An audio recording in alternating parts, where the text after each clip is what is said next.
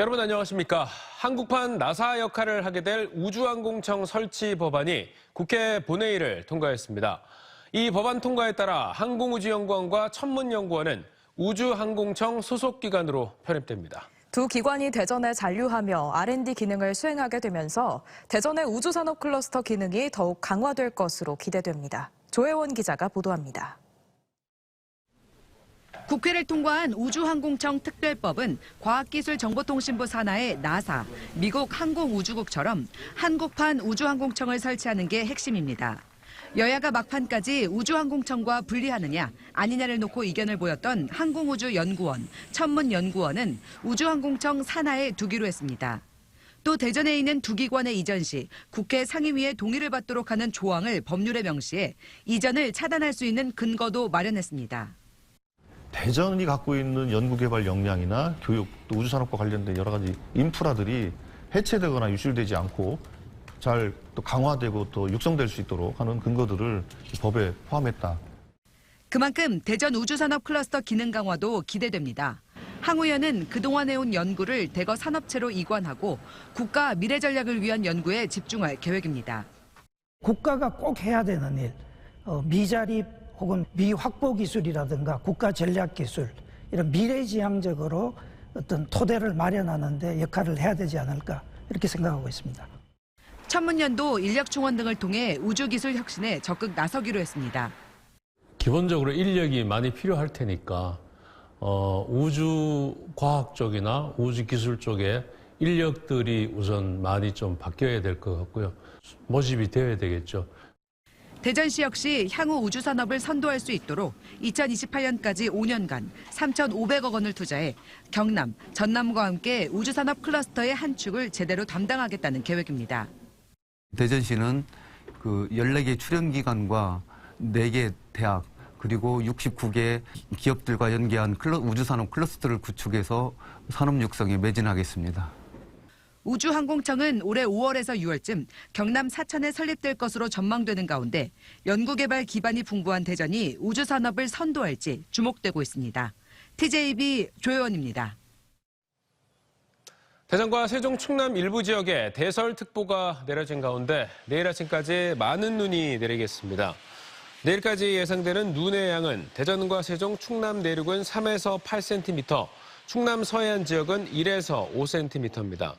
특히 오늘 밤부터 내일 새벽 사이 시간당 1에서 3cm의 매우 강하고 많은 눈이 내릴 것으로 예상돼 빙판길과 도로 살얼음 등 교통 안전에 주의를 기울이셔야겠습니다. 눈은 내일 새벽 서해안 지역부터 차차 그치기 시작해 오전 중으로 맑은 날씨를 되찾겠습니다. 충남 시군의 부시장과 부군수는 충남도가 임명해 내려보내는 게 관행이었는데요. 최근 태안군이 법이 정한 대로 군수가 인사권을 행사하겠다며 제동을 걸고 나서자 충남도가 태안군의 불이익을 경고했습니다. 강진영 기자입니다. 최근 충남도는 공주와 천안시, 태안군 등 6곳의 부시장, 부군수를 승진 배치하는 인사를 추진했습니다. 하지만 다른 5곳과 달리 태안군은 새로운 부군수를 원치 않는다며 기존 박경찬 부군수를 3급으로 승진시키고 유임 발령했습니다. 지금까지 충남도지사가 추천하고 시장 군수의 동의를 받아 부시장, 부군수를 임명하던 오랜 관례가 깨진 겁니다. 가세로 태안군수는 법대로 했다는 입장. 현행 지방자치법 123조에는 부단체장을 시장과 군수, 구청장이 임명하도록 규정하고 있습니다. 부시장, 부군수가 내려왔지만은 앞으로는 이 규정의 원안에 좀 더 적극적으로 해석을 하고 시장과 군수에게 인사권을 줘야 한다. 그동안 부시장, 부군수는 광역시도의 승진과 순환 보직 자리로 활용된 게 사실입니다. 충남도는 태안군의 돌발 행동에 대해 기존 질서를 깨뜨렸다는 입장으로 당초 인사 협의를 요청했지만 태안군수가 아예 협의 자체를 거절했다며 심한 불쾌감을 표하고 있습니다. 또 같은 법에는 광역 부단체장의 경우 국가 공무원으로 하고 시도지사 제청으로 대통령이 임명한다는 규정도 있는 만큼 광역과 기초 관계에서도 이를 준용해야 한다는 해석도 내놨습니다. 특히 부시장, 부군수는 기초와 광역단체의 가교 역할을 해야 하는 만큼 광역단체가 임명하는 것이 맞다고 밝혔습니다. 이 같은 부단체장 인사를 놓고 충북과 전남 등 전국 10여 개 시군에서 논란을 빚고 있습니다.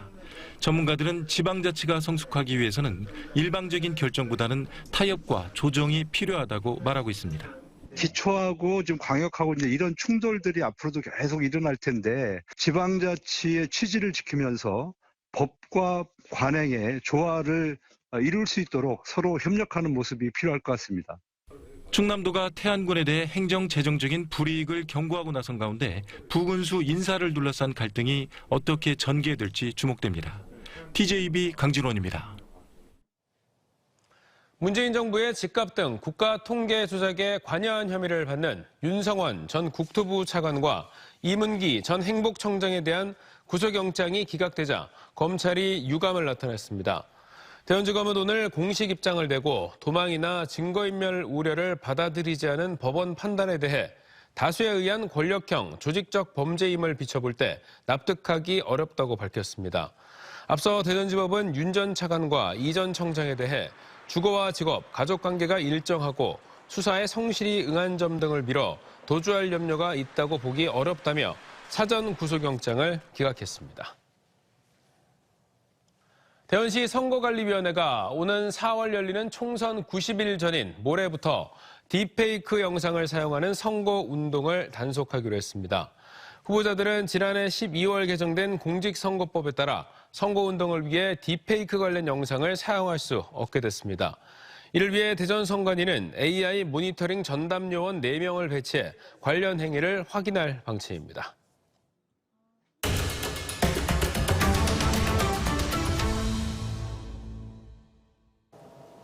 지난해 3월 대전 노은역 인근에서 찍힌 블랙박스 영상입니다. 도로 한가운데 차량들이 그대로 멈춰서 있어 주차장인지 도로인지 구분도 잘 되지 않는데요. 한 네티즌이 이 도로에서만 1년간 1000건의 불법 주정차 신고를 했다는 인증글을 올려 화제가 되기도 했는데 지금 상황은 어떤지 양정진 기자가 현장을 다녀왔습니다. 차량들이 하나둘씩 들어서더니 차도에 그대로 멈춰섭니다. 노은역 주차장 입구 옆은 심각한 불법 주정차 문제로 구청에서도 골칫덩입니다.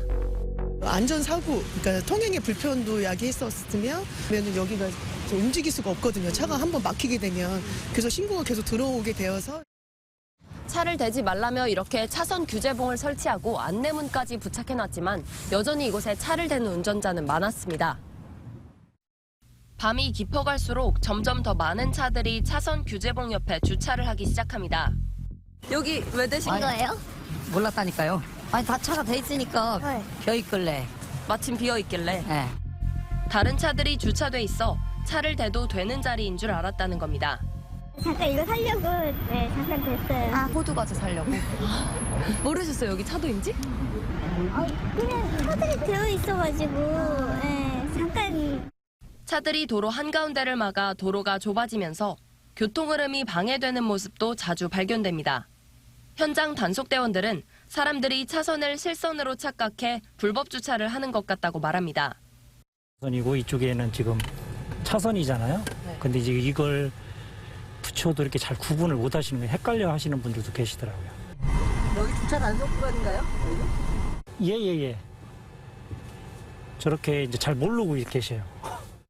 모두 승용차 기준 4만 원의 과태료 처분 대상입니다. 그런데 자세히 살펴보니 이 구간 바로 옆길은 다름 아닌 지하 주차장으로 향하는 길입니다. 불법 주차로 몸살을 앓는 거리와 달리 이곳 주차장 안은 자리가 텅텅 비어 있습니다. 주차비는 30분에 1,500원. 운전자들은 이 금액이 다소 비싸게 느껴진다고 말합니다. 다른 사람들도 이제 불법 주차를 많이 하고 싶어 할 것 같아요. 왜냐하면은 이 주차장에 대한 비용 부담이 있기 때문에 저라도 그런 생각이 들기 때문에. 주차장을 바로 옆에 두고 차도 한가운데가 거대한 주차장으로 변해버린 상황. 구청은 주차 금지를 알리는 야광 반사 안내판까지 설치하는 등 불법 주정차가 근절될 때까지 엄중히 단속할 계획입니다. 달리는 차들은 차도에, 주차된 차들은 주차장에 있어야 마땅합니다. 안전을 위협하는 불법 주정차는 운전자의 책임을 져버리는 행위일 겁니다.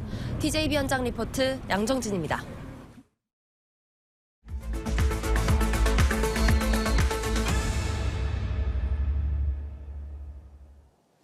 오늘 오전 6시 46분쯤 태안군 원북면의 한 주택 앞에 세워진 차량 안에서 40대와 30대 부부와 9살 딸이 숨진 채 발견됐습니다. 경찰은 차량 안에서 발견된 유서에 소아 당뇨를 앓는 딸이 너무 아파해서 힘들고 경제적인 어려움도 크다는 내용이 담겨 있던 것으로 알려졌습니다. 경찰은 범죄 혐의점이 없는 것으로 보고 정확한 사고 경위를 더 확인할 방침입니다. 오늘 새벽 3시 31분쯤 천안시 서북구 성거읍의 한 5층짜리 아파트 1층에서 불이 나 소화기로 불을 끄려던 49살 거주자가 기도에 화상을 입었고 주민 55명이 긴급 대피했습니다. 이 불은 내부 37제곱미터와 집기류 등을 태운 뒤 30여 분 만에 꺼졌습니다. 소방당국은 음식물을 조리하다 잠시 자리를 비운 사이 불꽃을 목격했다는 거주자의 진술을 토대로 정확한 화재 경위를 조사하고 있습니다. 119 신고 뒤 호흡 곤란으로 쓰러진 20대 남성이 충남 소방본부의 신속한 대응으로 무사히 구조됐습니다. 충남 소방본부에 따르면 어제 새벽 3시 10분쯤 논산시 취암동에 사는 20대 A씨가 119에 숨이 안 쉬어진다는 신고를 한 뒤 정확한 주소를 말하지 못한 채 의식을 잃고 쓰러졌습니다. 이후 119 종합상황실에서 위치 정보를 조회해 기지국 근처에서 비슷한 빌라 이름을 찾은 뒤 A씨가 사는 빌라에 구조대와 구급대를 보냈고 출동한 대원들이 빌라를 돌아다니며 전화벨 소리가 나는 곳을 찾아 집 앞에 쓰러져 있던 A씨를 구조했고 A씨는 병원으로 옮겨져 의식을 되찾았습니다. 대전시 지역화폐 온통대전에 이어 세종시 지역화폐 여민전도 폐지 위기로 내몰리고 있습니다. 정부 예산이 대폭 삭감된 상황에서 긴축 재정을 펼치고 있는 세종시가 지역화폐 여민전 예산을 지난해보다 80%나 삭감하면서 사실상 폐지 수순을 밟는 게 아니냐는 우려가 나오고 있습니다. 장석영 기자입니다. 지난 2020년 3월 10% 환급 혜택을 내세워 큰 호응을 얻은 세종시 지역화폐 여민전. 3년간 유지됐던 환급률이 지난해 7%로 축소된 데 이어 올해는 5%로 줄어드는 등 혜택이 계속 줄고 있습니다. 특히 올해는 여민전 예산이 35억만 편성된 상태로 지난해 174억 원에서 80%나 삭감됐습니다. 지역화폐는 지자체가 일부 부담하고 국비를 지원받아 운영하는 방식. 지난해 말 확정됐어야 할 정부 지원 예산 규모가 아직까지 확정되지 않으면서 초긴축 재정 상태인 세종시가 우선순위로 여민전 예산을 줄인 겁니다. 현재 시점에서는 한 35억 정도 캐시백이 확보가 되어 있고 국비는 최근에 오늘도 회의가 있는데 회의를 통해서 최대한 많이 확보하고 정비 계획을 다시 수립하도록 하겠습니다. 정부는 지역화폐가 지방 고유 사무라는 이유로 3년 전부터 지속적으로 국비 지원 규모를 줄여왔습니다. 실제로 최대 198억 원 지원되던 국비가 계속 줄면서 지난해에는 4분의 1 수준인 55억만 내려왔고 세종시 부담은 큰 폭으로 늘었습니다. 앞서 폐지 수순을 밟고 있는 대전시처럼 세종시에서도 지역화폐 폐지 우려가 커지는 이유입니다. 다만 정부가 지난해 11월부터 미뤄온 지역화폐 예산 논의를 다시 시작했는데 인구 감소 지역을 우대하겠다고 밝혀 세종 지역화폐 국비 지원 규모는 여전히 안갯 속입니다. 정부의 지역화폐에 대한 입장은 그리 호의적이지 않습니다. 여민전의 운명은 결국 국비 지원 여부에 달린 만큼 최종 확정 시까지는 긴장의 끈을 놓을 수 없는 상황입니다. TJB 장석영입니다. 비수도권 최초 광역 급행버스로 주목받은 세종 대전 M버스의 연내 운행이 사실상 무산될 전망입니다.